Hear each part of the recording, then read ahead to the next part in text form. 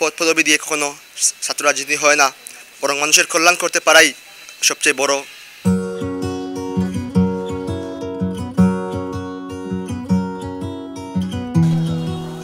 তীব্র তাপপ্রবাহ থেকে মুক্তি এবং টেকসই উন্নয়ন অর্জনের লক্ষ্যে ১০ দিনে ৫ লাখের অধিক বৃক্ষরোপণ কর্মসূচির ঘোষণা দিয়েছে বাংলাদেশ ছাত্রলীগ।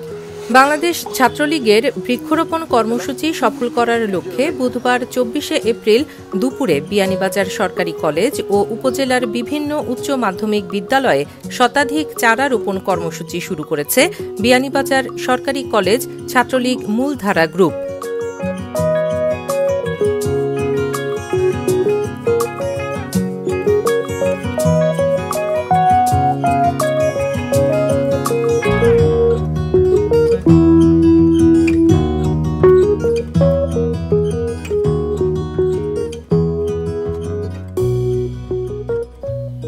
এ সময় ছাত্রলীগ নেতারা বলেন, কেন্দ্রীয় ছাত্রলীগের বৃক্ষরোপণ কর্মসূচির অংশ হিসেবে আমাদের এই কার্যক্রম।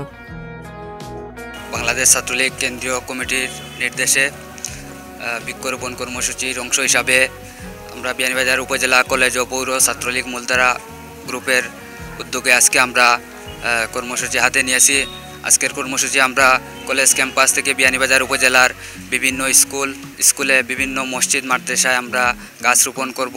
বাংলাদেশ ছাত্রলীগ কেন্দ্রীয় কার্যনির্বাহী সংসদের সকল স্তরে বিশেষ করে সাদ্দাম ভাই এবং শেখ ইনান ভাইকে আমি ধন্যবাদ জানাই আপনারা এত সুন্দর একটি প্রক্রিয়া হাতে নেওয়ার জন্য। বিয়ানীবাজারবাসীকে আমি বলবো যে আমরা প্রত্যেককে গাছ লাগাতে হবে, কারণ বর্তমানে বাংলাদেশে যে পরিস্থিতি পড়েছে, যেভাবে গরম পড়েছে, তা থেকে বাঁচতে হলে আমাদের অবশ্যই গাছ লাগাতে হবে, বৃক্ষরোপণ করতে হবে। বাংলাদেশ ছাত্রলীগ কেন্দ্রীয় কমিটির প্রেস বিজ্ঞপ্তি অনুসরণ করে বিয়ানীবাজার সরকারি কলেজ ছাত্রলীগ মূলধারা গ্রুপের আজকের এই বৃক্ষরোপণ কর্মসূচি অনুষ্ঠিত হয়েছে।